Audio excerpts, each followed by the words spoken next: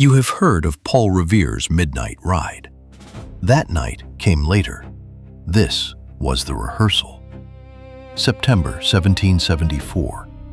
Tens of thousands of armed New Englanders are marching on Boston, and they are about to come within a hair of starting the American Revolution half a year early.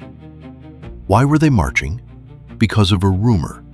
In 1774, Britain and her American colonies are not at war. Not yet. But after the Boston Tea Party, Britain has punished Boston. The port is closed, and Massachusetts is under military rule. The man in charge is General Thomas Gage, the new British governor, with 3,000 soldiers in a city that despises them. Gage has one great fear: gunpowder. If war ever comes, the colonists will fight with the powder sitting in storehouses all over the province. So he decides to quietly take it. 4:30 in the morning, September the 1st, 260 British soldiers slip out of Boston in longboats and row silently up the Mystic River to a stone tower on a lonely hilltop, the Provincial Powder House, the largest store of gunpowder in New England. By sunrise, they have emptied it. 250 barrels of powder carried back to Boston. By noon, the soldiers are back in barracks. A perfect operation.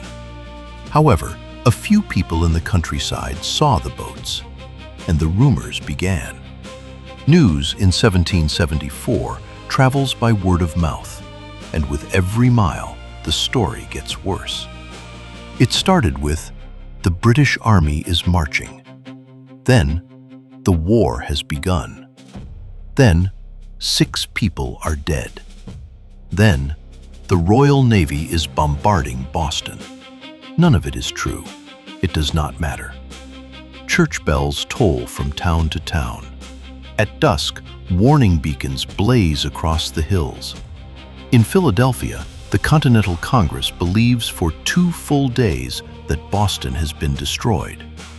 John Adams wrote, "War, war, war," was the cry. All across Massachusetts, riders are pounding on doors in the dark, carrying the alarm from town to town. At a roadside tavern in Shrewsbury, a traveler is shaken awake at midnight. A rider downstairs, shouting.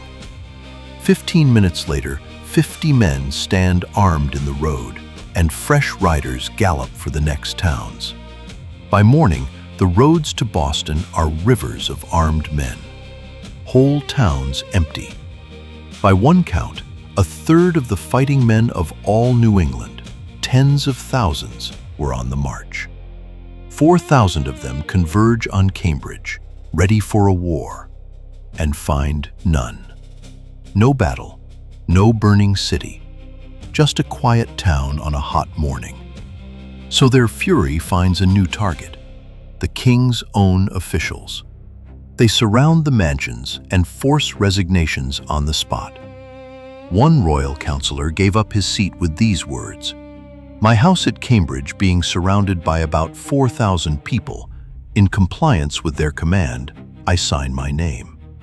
And then, the truth catches up with the rumor, and the great army simply turns around and walks home. The army went home. The anger did not.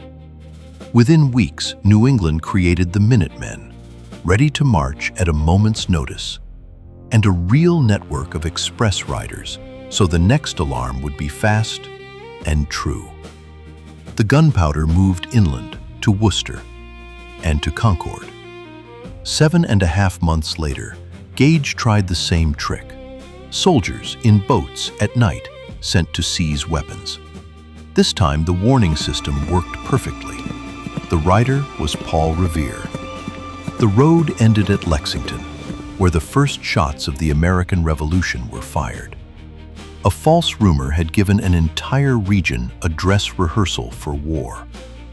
The rumor of 1774 moved at the speed of a galloping horse and still outran the truth. Forgotten stories, lasting lessons. If you like this story, help us out by liking and subscribing. There are more forgotten stories waiting for you right here.